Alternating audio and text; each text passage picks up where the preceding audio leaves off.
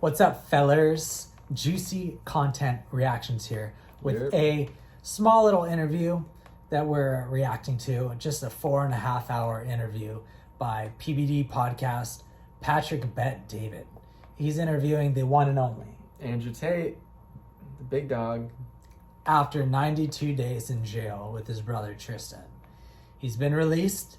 He's on house arrest in lovely Romania, full of freedom and just corruption free. And he's been in his house for about 2 months. Yep, they took all of his cars too. So. Oh, did they? Yeah, they took all of his cars. So now they. Oh yeah, and then he bought Bugatti. Yeah, he bought Bugatti motorcycles. Yeah. Yeah, like 11 of them. I didn't even know Bugatti. Yeah, Bugatti makes those. Yeah, that's pretty. They make cars. Oh yeah, Bugatti makes like one of the fastest cars in the world. Oh. Yeah, Excuse me. It's a French. I thought they were like a clothing place.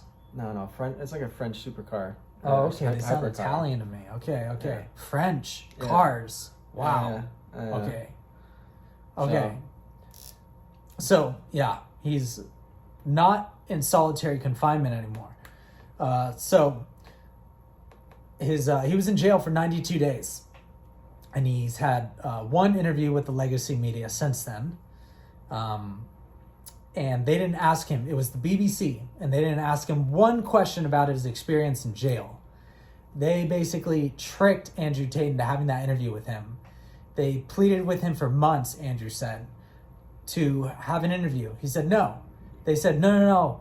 We don't want to ask you the same old questions. There's a new angle. There's a story that isn't being told, and about Romania, about how their legal system works. We want to talk about it. Andrew said no. He's been interviewed by the legacy media. It's they're matrix robots spewing something by somebody else. It's not them. It's not the interviewer. He's fighting the machine here. He said no. I don't want to do an interview with them. With you. They got back to him. They sent him a list of the questions they had prepared. And he said, oh, well, this is interesting. He didn't ask for them. So he did an interview with them, and they totally ambushed him. They started right away with, you're being accused of rape, and just getting right to just the same old questions they've been asking him. He's been giving the same answer consistently for 13 months, however long they've been attacking him. And he succeeded brilliantly. And so they didn't ask him anything about his jail experiences. What everybody who's interested in Andrew Tate wants to know. He's one of the most famous men in the world. Yep, most Googled man right now of all in the world. People want to know about his jail experience. The BBC had a great opportunity to get a ton of hits. Instead, they just attacked him because the corporate overlords just want these sound bites of making him look like a terrible person. So what I was very interested in while Tate was in jail was him. What's the experience like? This sounds god awful. He's been in jail for 92 days. In solitary, not just jail, but it's stuck in a room. And he mentions over there in Romania, it's not like in America where you get 1 hour a day to walk around. In Romania, they get no hours. So they literally are stuck in a room for 24 hours. The only walking you get to do is to get your food, which is about 3 meters, 3 feet. Besides from that, you're in a wall. There's cockroaches. And I think he was able to read letters that were sent to him. Mm-hmm. A lot of women sent him a lot of letters. So some lady even left blood drips, yeah. Blood drips on the letter. And the Patrick Bet David asked him, oh, so what's going on with these women? And Tate said, I trust none of them. Because, of course, the corporate overlords, it could be an agent. It could be an agent or someone watching out. He's made no new friends. He's just keeping his old friends. Smart. So, back to the jail. He didn't know for 2 weeks why he was in there. Because when he was brought into court, they only spoke Romanian. And he knew he's being thrown in jail for garbage. But then when he found out what it really was, some girls accusing him of rape, human trafficking, he's like, this is complete garbage. This is more garbage than I thought they were going to tackle me for. So,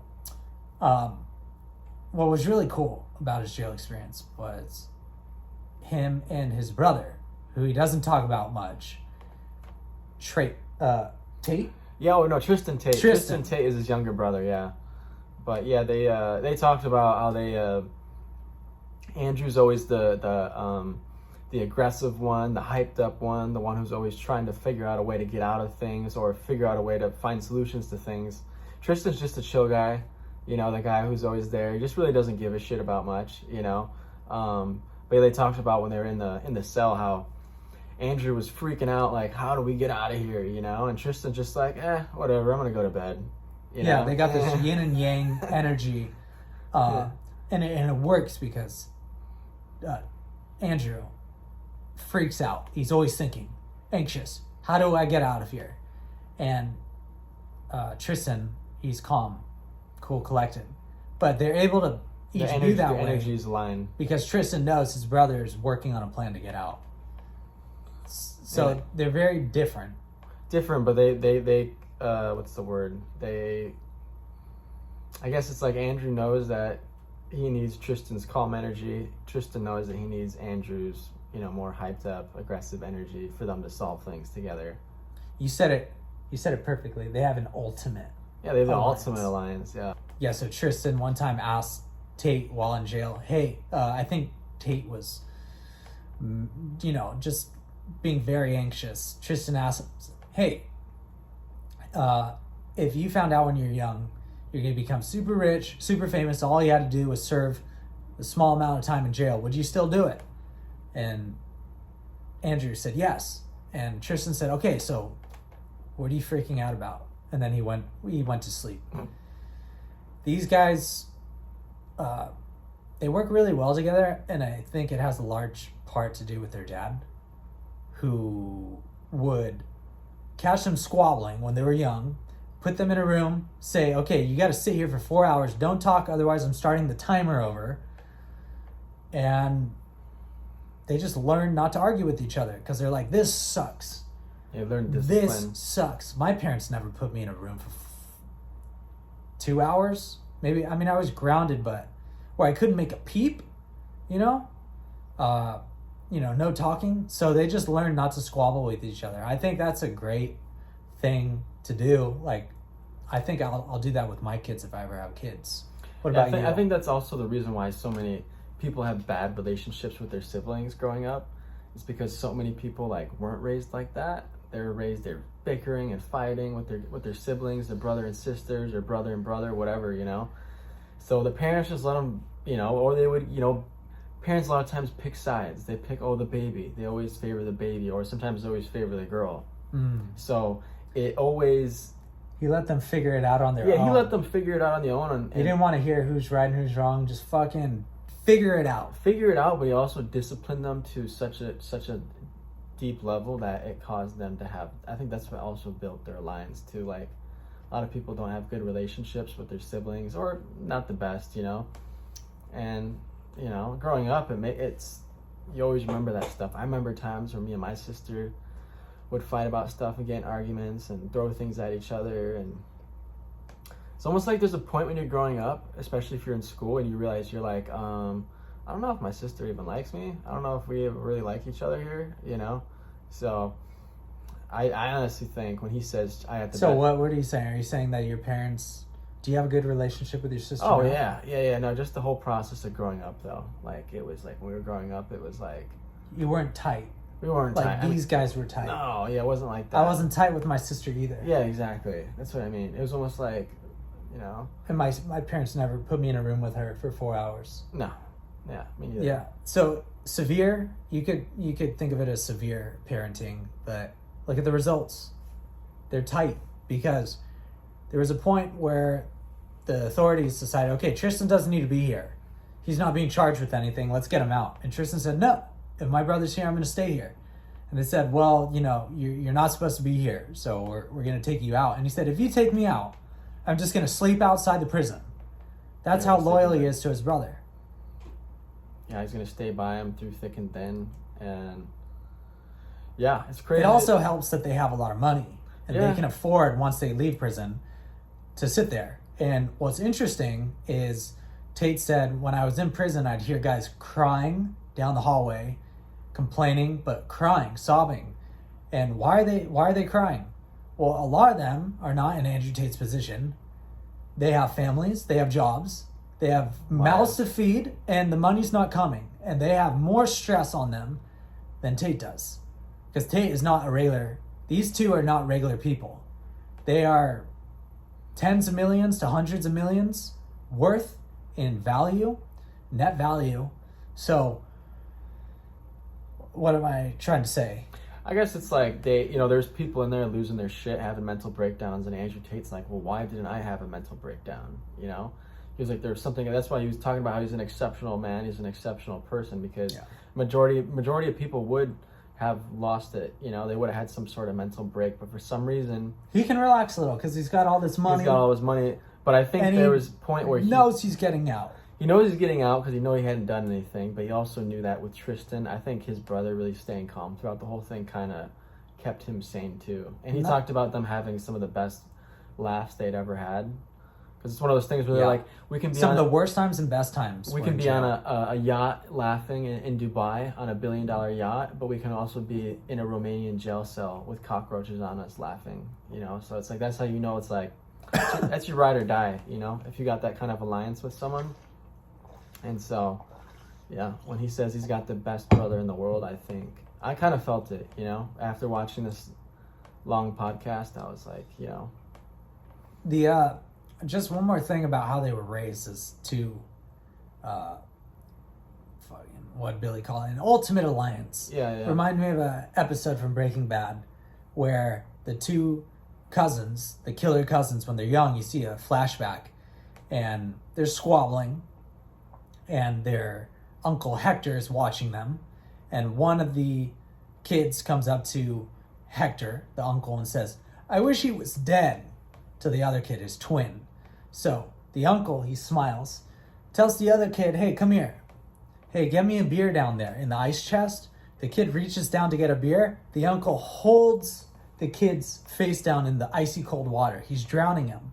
The other kid who said, "I hate this, my brother," he starts telling his uncle, "No, stop. And the uncle's just holding the other kid down. What are you going to do? What are you going to do? He's dying. He's going to die. And finally, the other kid, 6-year-old, punches his uncle in the face. When did you punch your uncle in the face at 6 years old? Okay, did you ever have an intense, gnarly experience like that where your sibling is being drowned to death after you just said you hate him? All these mix of emotions, and the uncle releases the kid after he gets socked in the face, looks at the two kids, and he says something along the lines of, "Family is all that matters. Nothing is more important than family." And throughout the show, those two cousins were like this. Yep. They were a powerful, ultimate alliance of evil, but still ultimate, super powerful. They could read each other. They never had to talk to each other. They just look at each other in the eyes, and that was all they had to say. Yep. So it is very interesting that, these lessons that are learned when you're young, especially, intense lessons, like the Tate brothers were put in a room for 4 hours. These two cousins are watching, each other get drowned and having to punch their uncle in the face.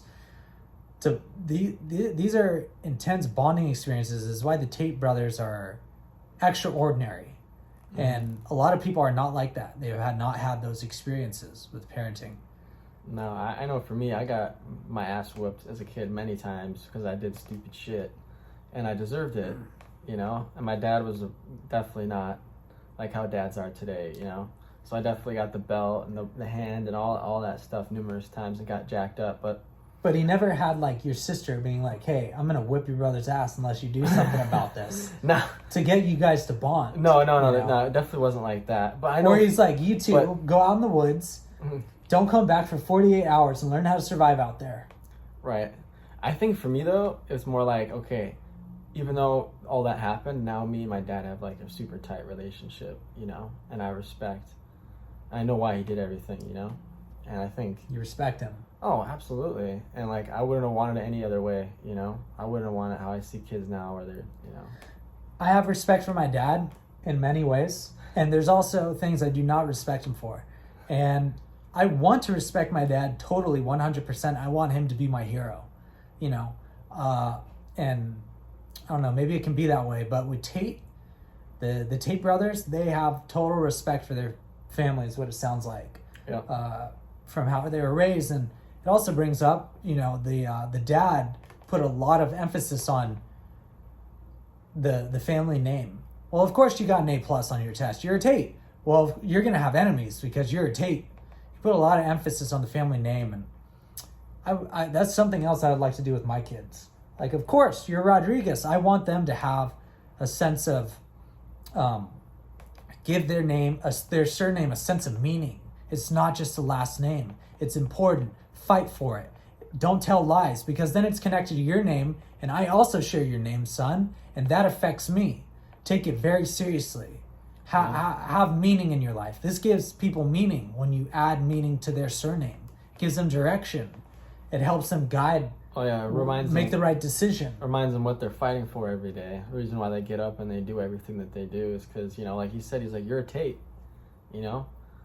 That's why you do this, or that's why you've achieved that, is because you're a Tate. Yeah, it's powerful. It's important to say that to yourself and give yourself a reason. My dad used to send me he got me the shirt and it said Quinn on it, and then it was a picture of our family legacy. Like, cool. I think there's like a tribal thing that each last name has, and I still have it. I don't really wear it much, but I always keep it in my closet, and I'm like, dude, that's something I'll never get rid of that, dude.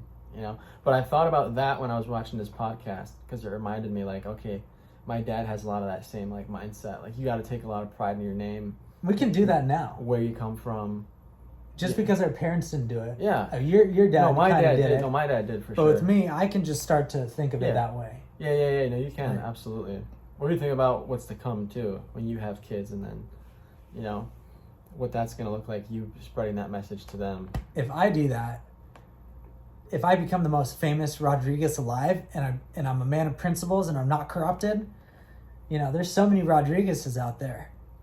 I could have a massive following if I give a lot of meaning to my name, and I think about how it affects other people. Millions of people share my surname.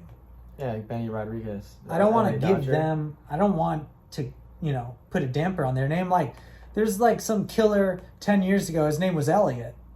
I said, thanks a lot, asshole. Like, now the people reading this magazine article, they're like, oh, I know an Elliot. I hope he's all right. Like, should I be worried? Like, it doesn't really make sense, but at the same time, you're giving all the Elliots. You're fucking up our legacy. E.T., Elliot. People know me and remember my name because of that kid's name in E.T. He imbued me with some power. I didn't do anything about it. He saved the alien. He was brave. He stole the alien out of the hospital. He rode his bike past the people with guns. He transported the alien to his alien brethren, and they flew off. You know how many people tell me, like, oh, Elliot, E.T. You know why they say that? They're like, positivity. They like that kid. Yeah. That kid was a hero. No, and people really do judge off of names. It's kind of weird. I've come to realize people judge off of names. Elliot Ness, the Kevin Costner character in The Untouchables. He took down Robert De Niro's character, Al Capone. People are like, oh, you're Elliot Ness. I'm like, yeah, he's a hero. So, back to Romania, the land of the free. It's 6 months you can be held in prison and not even be accused of anything. Yeah, just alleged accusations. So Tate left the United States, where he was born. He grew up in London or England, but he was born in the United States. Yeah. He can run for president of the United States. Romania, he went to Romania because he didn't like America during COVID. Not a fan of COVID overreaction lockdown. And, he's getting away from corruption. And what do you know? He gets thrown into prison. Mm-hmm. That wouldn't have happened in America. So, it's a third world country. It used to be a Soviet satellite nation. And America does have a lot of benefits. We have a ton of problems, but it's pretty crazy what he went through over there.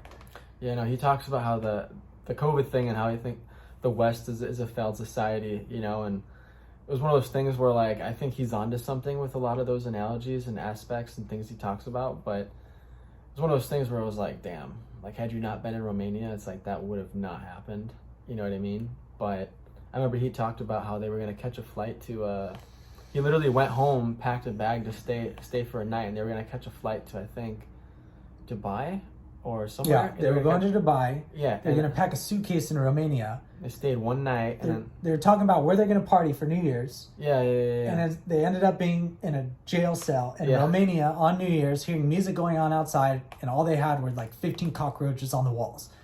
And they were hearing some shitty music down the hallway. What was the song? I can't even remember. And he was thinking, is this what it's come to?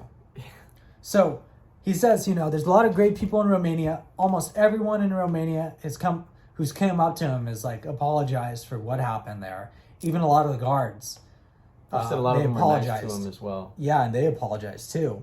So it's just a lot of governments are just corrupted. Just like the media is corrupted. Just to get back to the BBC, why am I even talking about them? They're so irrelevant, but they're so freaking evil. It used to be about reporting the news. Every single question the BBC had against Andrew, it's all about how, you've done this and you're bad because of this. Do you care to explain yourself? That was every question. Never something neutral. The same way they've been attacking Trump. It's always just loaded. We have an agenda. We're not going to talk about anything that you've done where you've, maybe helped a lot of young men come out of their depression, get six packs. We're not going to talk about any of that. We're going to talk about how you said something 10 years ago and how some girl came out and said that you said that you were her owner. And what do you have to say about that?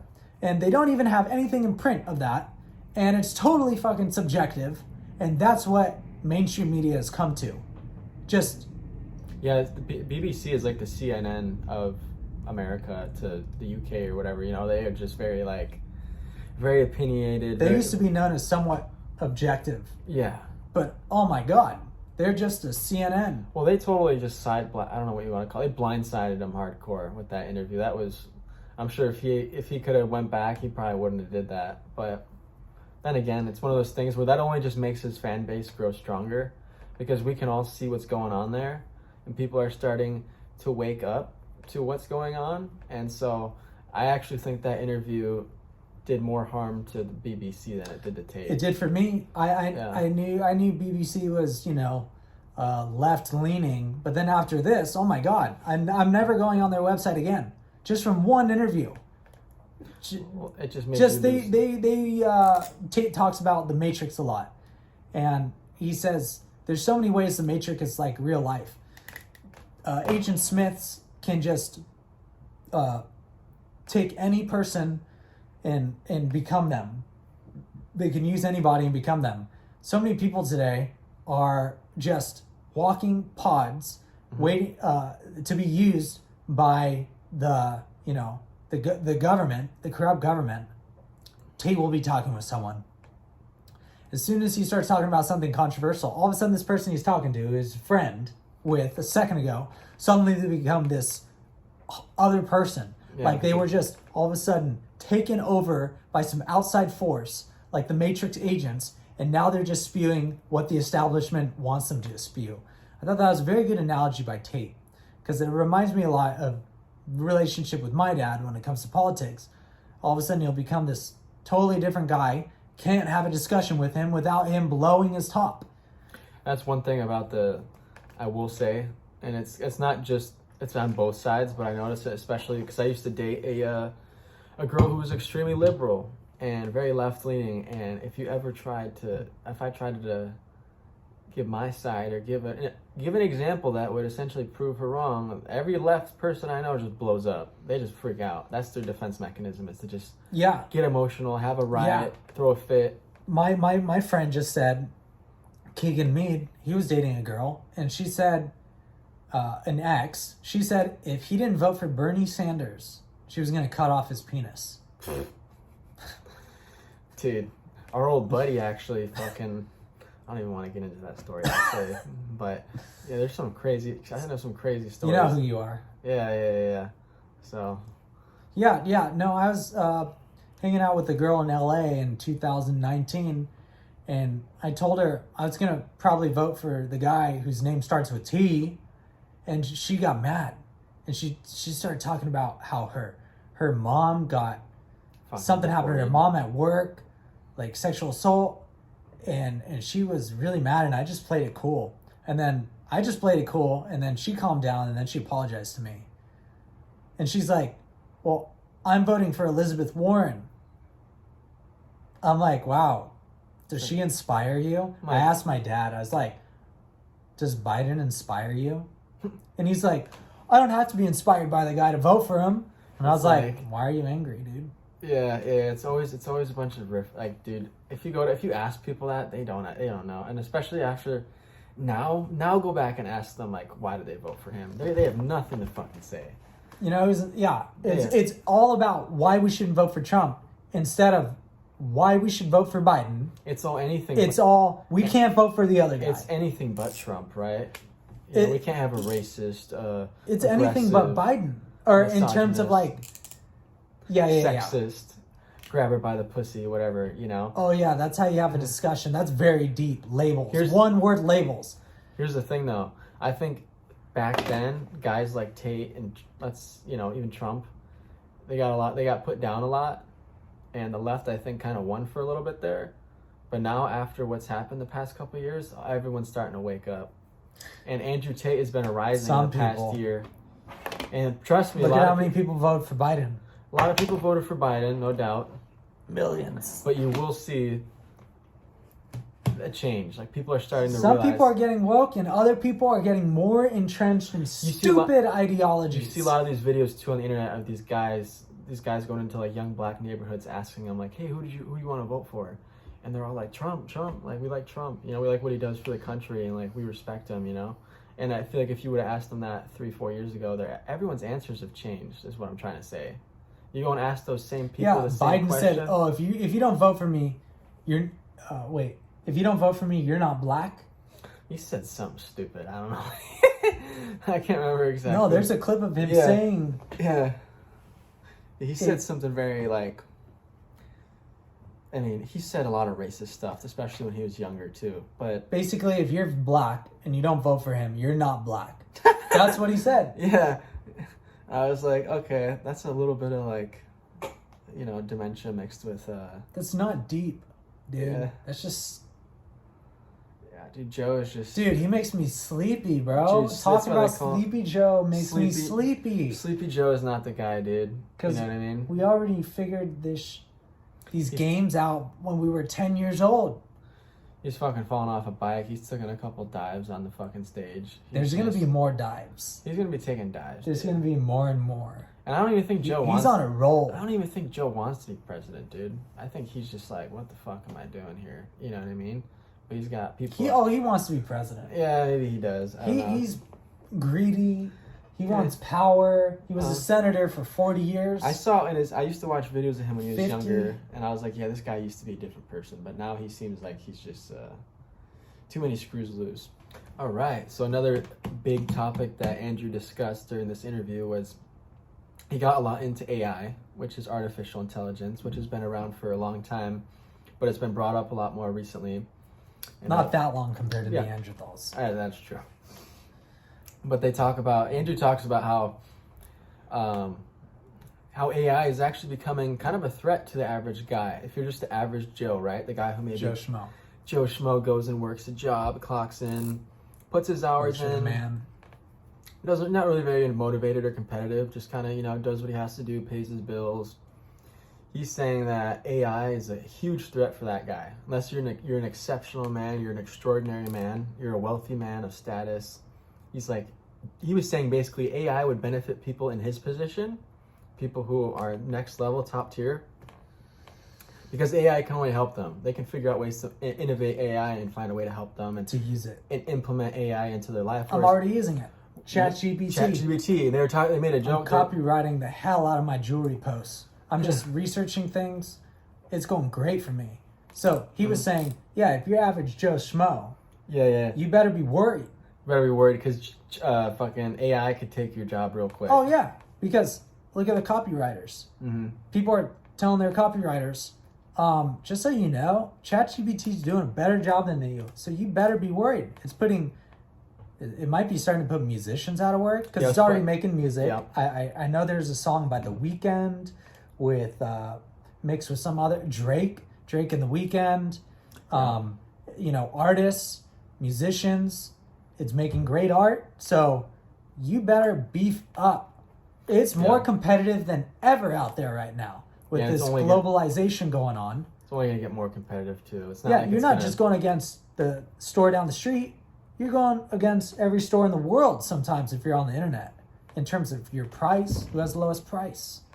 He talked about for a little bit there, he talked about he's like, that chick you want, there's another bigger, stronger, more athletic, more alpha, more money. Exotic guy out there who's going to get her before you will. You know what I mean? You want that cool car, you see it at the dealership, you maybe have the money for it. You get there and you find out some guy already showed up and paid cash for it. So whatever it is you want, whatever you're searching for, there's extreme competition everywhere. And use AI to better yourself. He even talked about AI would probably write better one-liners and opening messages for people on dating websites. Yeah. Use the ChatGPT to get the girl. Yeah. It's better at getting girls than you. Yeah, honestly, it'd probably do a better job than me, than probably just about anybody. It probably wouldn't help you pick up girls because that's too aggressive. Yeah. No, it might not help me, but the it might help some of these Joes, some of these guys that just have nothing, maybe broke dick, limp dick, whatever you want to call it. They don't even know what to say or how to do it. It's I would say use AI, but then it's going to be bad when they actually meet you in person. Because they're going to be like, wow, you sound so energized and creative on text, and then you show up and you're just fucked. I don't know. So if I were you, I would just learn. I think another thing too, on a more serious note, Andrew emphasized how it is so important to build yourself up and become a better version of yourself. Just become more strong, become physically strong, become smart with communication, become good at sales, become good at everything, because you need to become more valuable in order to get yourself out of a situation where a robot could take your job. Yeah, that's what Joe Rogan talks about. Master things that take years, decades, master things. And also, I noticed Andrew, he talked about how he has one meal a day. Something I thought when I first heard about, I think General Petraeus for the U.S. Army, when I heard about this 10 years ago, I thought, that sounds really unhealthy. I've since learned intermittent fasting is actually very healthy. Andrew has one meal a day. I've cut my meals down to 2 meals a day within an 8-hour window, sometimes 5-hour window. It's the one thing I've done where I feel sharper, I am more focused, I have more energy than doing 40 minutes of hard aerobic cardio exercise. And it was making me think, Tate has so much energy. He speaks so, he's mastering the English language. He has a vast comprehension of many words. His lexicon is great. And I was thinking, damn, I should maybe be trying out this one meal a day thing where he says he eats basically 3 steaks and 80% of his diet is steaks, meat. And I was thinking, dude, I feel like I actually would get to the next level to do that because I've done the neurotropics, I've done the hard aerobic exercise, I've done the meditation, I've done the brain games. Yeah. I'm learning a new language. This, just 2 meals a day. Or 1. Simple. So simple. I'm not doing anything. I feel sharper. Yeah. More than any of the other things. No, it helps, and it just kind of makes your life a little simpler too. You're not thinking what do I need to eat? What am I going to eat? You're like, okay, you cut down. You have more time. You have more time, and you also have more money too because of that. And you also, it's definitely, there's some benefits to it. And I think Tate talks about too. I mean, you might have less money because when you go to the restaurant, you got to order double. Yeah, that is true. And so when you're going out, it's a little more. But no, you are saving money because you're not snacking as much. Yep. And also, you aren't eating as much also. Well, and your body starts to adapt to it a little bit. You're not... Yeah. I've lost weight, but I'm not losing weight anymore. I've lost 2 pounds and then I stopped. If you're not eating breakfast for weeks on end, right? And then you only eat between, let's say, 12 and 8. After a while, you wake up and you're used to it. You're I don't eat breakfast. You're not waking up oh, where are the pancakes? Right. Where's the eggs and bacon? You're I don't eat breakfast. You just wake up, drink a ton of water, Drink coffee if you have to. What's amazing is Tate eats dinner. Only dinners. I eat lunch and dinner. I'm drinking water all morning, all midday. Yep. Flushing out everything. You know how amazing that is for you? There's this guy told me, I heard you're supposed to drink 4 cups of water before you eat anything, but it's really hard. It's really hard to do that. Not if you're not eating breakfast. That's true. Not if you're not eating till 3 p.m. Mm-hmm. So. And the average person's probably like, fuck that. That's crazy. I don't want to do that because, it's not really meant for everybody. And I mean, even one other thing that Tate talked about, and he's even talked about this before, this specific podcast, but he's always talking about how he cut out a lot of carbs in his life. Sometimes he'll say like, hey, I don't even eat carbs. He's like, I'll eat maybe 1 carb and then I'll just eat a bunch of steak and a bunch of meat because he's saying carbs just make you tired. He's like, the reason you get tired after lunch at work or after dinner is because of carbs. There's been times where So that's because you're eating carbs at lunch. Yeah. Fruits, breads, pastas. Yeah, mainly complex carbs like rice, bread, pasta, heavy stuff. Basmati rice, aka white rice.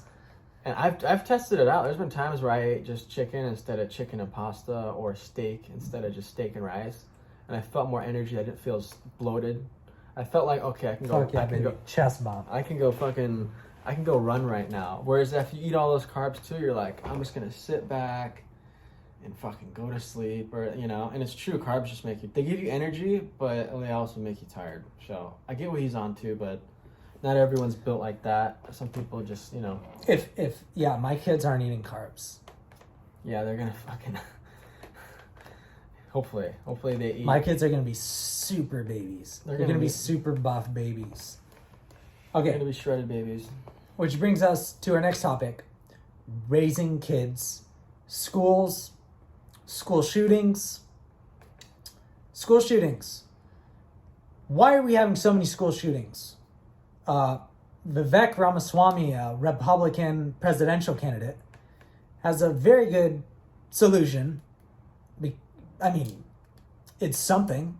I'm going to have 3 armed guards at every school. You know what? Great. How many school shootings are we having a month now? Yeah. Do something about it. You're not going to outlaw guns. Yeah, there's this profound spiritual battle going on that I think has a large part to do with school shootings. We don't know who we are as Americans, which is another thing Vivek Ramaswamy thinks is his most important thing to do as president. Remind people the ideals, what we stand for, but that is a huge thing to work on. What can we do right now to protect kids at schools? Yeah, put 3 armed guards at a preschool.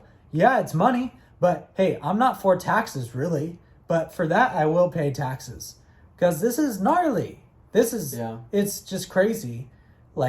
So anyway. And if you put 3 armed guards at schools and that's like a known thing, there won't be any school shootings. Yeah. There won't be.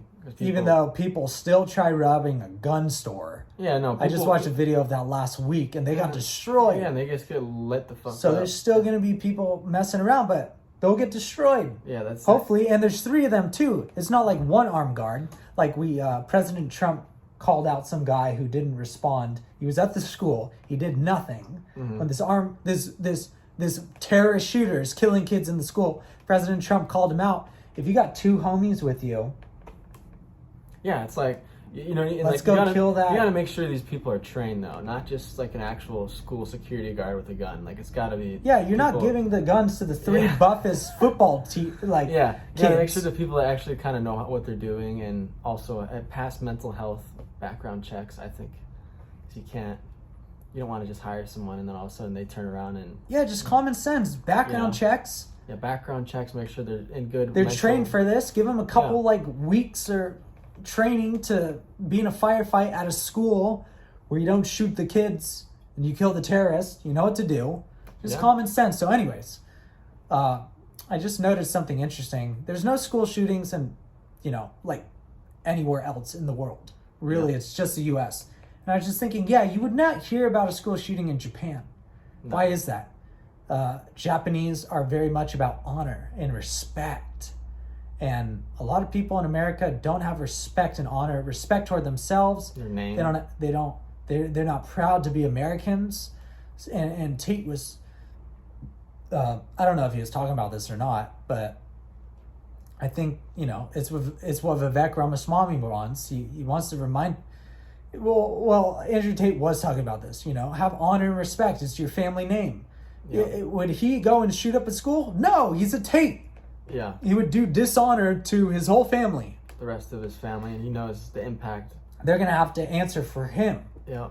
You got to protect your name and your family. And so there's just a lot of tradition about what it means to be an adult, what it means to be this family member. It's just gone. We don't practice that. When I went to South Africa, they'd take these kids when they're 15, 16, hike them to a top of a mountain for 3 days. And then they had all these intense talks with them about how you speak to people. And, that's very impressionable. It's very symbolic, the imagery there. You'll never forget it. With a bunch of people your age, taken by these older men to the top of a mountain. It's very symbolic. We don't have that here. Nope. We have, you graduate high school, throw your hat up. Yeah, now it's time to go get in debt. But what about life lessons? Yeah. We got a speech or two at the podium. Yeah, that's cool. But any go hike to the top of a mountain? I mean, some parents will do that. Some family will do that. But as a whole, are we doing that the same way we celebrate Thanksgiving and Christmas? No. I think that's very important. I think that should be a national holiday, actually. One day a year where you do something symbolic, where you think about your name, or you think about your country and what it means to you. Yeah, absolutely. One other thing Tate always talks about, and he talked about in this podcast, was your parents, your ancestors didn't fight in wars and die for you to fucking kill yourself or kill someone else or to jack off on Pornhub and just, that's why Tate be a piece of won't shit, kill himself. It's your parents fought and they started a legacy, they started a name, and you have a duty to go, and even if you don't think you do, even if you didn't have the most perfect relationship with your family or your parents, you have a duty to carry on your family's legacy. Yeah, what they went through. Yeah. They went through the Holocaust, world wars, famines, actual hardships. Actual plagues. Yeah. Actual Spanish flus. That actually killed people. Yeah, that actually killed healthy people. On a mass basis. So they've gone through it all. They had to hunt, what do they call those things with the tusks? Mammoths for food. Oh yeah, the wolf. Okay? Yeah. Everything they went through. We have it so good right now. We have it so good. Oh, we got it and made. You're killing yourself? That's what Tate's asking you. You're killing yourself. Yep. Look at what they've done to give you what you have now. It's more dishonorable than ever to kill yourself. Your ancestors 100 years didn't even have close to what we have now.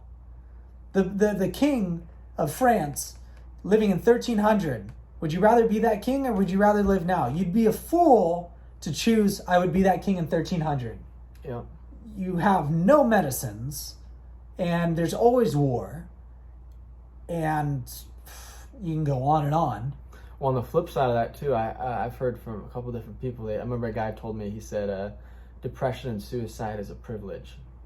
It's what happens when there's not enough action going on. If you were that kid who was born during World War II and you got sent to Japan to go fight in World War II, you didn't have the time to think about depression and suicide. It just never crossed your mind. But now we live in a world where it's we have the privilege and the luxury, and through all that creates a lot of negative things. It kind of backfires in a way. It's where it causes self-doubt, self-hatred, anger, and you end up taking that out on someone else or yourself, And hard times make hard men. Yeah. Hard men make good times. Good times make soft men. Soft men make bad times. Yeah. And it's just...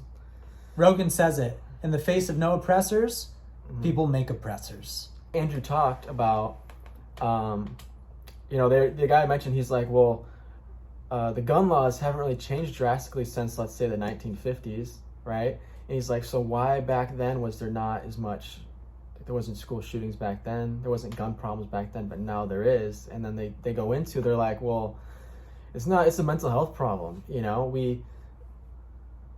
back then kids were raised by their parents more than they are now. Now they're raised by the internet, TikTok, YouTube videos, Teachers. Whatever the fuck they can find on the internet.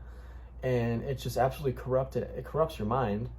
And, you get bullied at school, your teachers addict to you, whatever it might be. That's why it's more important than ever for the parent to be asking the kid when they pick them up at school, What'd you learn today? what'd you learn today? Right. Oh, we learned about, Transsexual Pride Month, and, how Gavin Newsom of California is trying to make a law where you can, if you don't allow your kid, your 6-year-old, to have genital mutilation surgery, then you're breaking the law. Oh, okay, that's what you're learning about. Well, do you agree with it? Be questioning your kids, especially now. Yeah, no, I think it's kind of tough too, because they were talking about how they tried sending, they were finding it at a private school. These people are paying $50,000 a year to send their kid to a private school, and then they were doing all. Patrick Bet David, he was talking to a guy. And the guy was scared to talk up. Oh yeah, speak out. It's off the record. Oh, well, some school in Florida. We don't like what the teachers are teaching our kids. Mm-hmm. So, Patrick Bet David, he's from Glendale or Burbank, California. Mm-hmm. I think he's from Iran. From Iran? From Armenia? He's from Iran. He talks about he grew up and went to high school. Yes, there are a lot of Middle Easterners, especially Armenians in that area. And anyway, like a lot of the parents have been protesting lately at one of those schools, protesting, you're not going to teach this very sexual stuff to our kids. That's not why they're in school. We got to protect them from this. Right. And Tate and Pat PBD is asking Tate, do you have hope? And Tate says, yeah, that's a great thing. But guess what? That's happening at just one school. That should be happening at every school. And it's like, true, well, like one school versus how many schools are there? Tens of thousands? There's just one incident. Look at all the other schools where they're enacting this and people aren't speaking out. Yeah, Tate emphasized too the protecting the innocents, essentially protecting children. Just like with transgender, if you're gay, it's fine. If you want to be transgender, it's fine. But hopefully you're a grown adult when you're making that decision. You're not being influenced as an 8-year-old, a 10-year-old, a high schooler. So it's just protecting the children, protecting the innocent minds, the people that don't really have the ability to think for themselves yet. They don't need to be influenced, that kind of stuff. They need to be taught about how to, start a company, do taxes, anything but that, would be better for them. So I know, if you're a grown man and you want to chop your dick off or, whatever, that's fine. That's cool. But don't do it to don't push that thought on a 6-year-old or something, Don't let them do it. Yeah, don't let them do it. Don't let them cut their body parts off. If you can't smoke and drink till you're 21, you definitely shouldn't be able to and you can't drive till you're 16. Yeah, you shouldn't be able to cut your body parts off. Yeah, at 13 at 6. or 6, yeah. There's and you shouldn't be called a criminal by Gavin Newsom, governor of California. If that doesn't tell you that. For refusing your child to have their penis cut off or start taking hormone replacement. That's your kid. You're allowed to raise them how you want as long as you're not violently oppressing them or, severely doing mental, psychological damage. The counter argument. Oh, you're doing mental, harsh damage, psychological damage by not letting them chop their penis off. That's where the line is. Yeah, that's where you draw the line. You got to draw the line. But because then there is no line. Then, you didn't let your kid have a Slurpee. That's intense psychological damage because look, they're crying. We got to have lines. Yeah, you got to draw the line. And the left is making, the extreme left is making it so that there's no lines. There's no boundaries. There's everything's subjective. Andrew Tate says, oh yeah, I'm a female now. I'm a her. And they ask him why. And he's like, just because I am. Yeah, I am. There's people, male athletes in female sports. Oh, but they're a female. So it's okay. Yeah, then the left will say that. This is so dangerous, actually. Because then what is truth? If you can just do anything you want, if 2 + 2 = 5, is black is actually white, then there's no truth and there's anarchy, because then the law actually means this and that. Then it's a destruction of language. Well, it gets to a point where nothing means anything anymore. Yes. Nothing. And so if that's the case, then it's we're losing our identity that way. What do we stand for? This is part of making a lot of people not know what they stand for. It's like if 2 + 2 isn't 4, and a boy isn't a boy, and a girl isn't a girl, and this and that, and then it's just gonna get to a point where it's just everyone's gonna be lost and confused. And you can say, "Oh, that's a slippery slope." Oh, you're just saying it could get that bad, but it won't get that bad. It's already getting pretty ridiculous. It's already that bad. If Gavin Newsom is saying we can prosecute you for not letting your kid take hormone replacement, it's already that bad. It's already gotten that crazy. Tate has already said what I'm talking about now: being a man, protecting your woman. Being a decision maker, these were things 10 years ago that were not radical at all, accepted by everyone in just 10 years. Yeah, so many people are so against this and think that, oh, this is misogyny. Oh, you're a rapist. Oh, you're an oppressor. Oh, you're a Nazi. Yeah. It's already happening. It's here. And it's going to get more intense if you destroy logic. Yep. If you destroy objectivity and rational debate. Which is what they're trying to do. You see the liberals just screaming when they don't get what they want. Screaming to try to get the other person to give up. Yeah, I think if nothing else, if the fact that you can't drink or smoke or drive till you're, 16, 18, 21, whatever, but you can change your gender at, let's say, 8, that doesn't tell you how corrupt this whole agenda is, this whole matrix, the left, the media, whatever you want to call it. There's nothing else will. You know what I mean? That's if that doesn't kind of wake you up and say, whoa, there's something really twisted right there. Something very, very, there's a super hardcore angle going on here. There's a narrative, the agenda, it's being pushed, and it's just how many sheep are just going to follow it, There's a lot of sheep. That's how Jordan Peterson became famous, because he spoke out against this law in Canada. Bill, I don't know, see something. Yeah. And they're trying to make it so the Canadian government could basically take your child from you if you didn't go along with the child's preferred pronouns, or if they wanted to take hormone blockers or whatever. Oh, hell no. And that's how he became famous, because he spoke out against it. And that's how they tried to shut him down, take him out. But he is so learned in philosophy and logic and ethics. He knows how to have a debate and stand his ground. And he is guided by truth. I need to tell the truth. And Andrew Tate is the same way. He's in prison, cockroaches all over him. He's in jail for bogus charges. He hasn't been charged with anything. And what helps him? He doesn't even know what to do. The media is shooting themselves in the foot. His enemies are so just level 1 compared to him. He's almost like, what am I going to do? I'm becoming so powerful that they're probably going to kill me next. What do? I honestly don't know. And then PBD asks him, well, do you really not know? And then Andrew remembers, I know that I just need to speak the truth and do God's will. I need to follow God's will, and that's it. Yeah. And life becomes very simple. Yeah. It's kind of like if Jordan Peterson or Andrew Tate, it's like a lot of people can think the way that they think, but kind of like what Elliot was saying, you have to, what separates them from everyone else is they know how to talk. They know how to say, they know what to say, they know they know all the rebuttals for all these things that might be thrown at them. That's what separates the average Joe from being able to say what he wants. They're speaking truth, but they're trying to learn from the other person. They also have the smarts and the social, they've mastered communication to the point where they know how to. They're not a voice for somebody else. They're not a voice for a machine. Right. Mr. Tate, Mr. Peterson, they're speaking their truths. All these interviewers for the legacy media, they're speaking for somebody else, and it comes off as totally inauthentic because they all sound the same. They're all Agent Smiths. They sound like robots.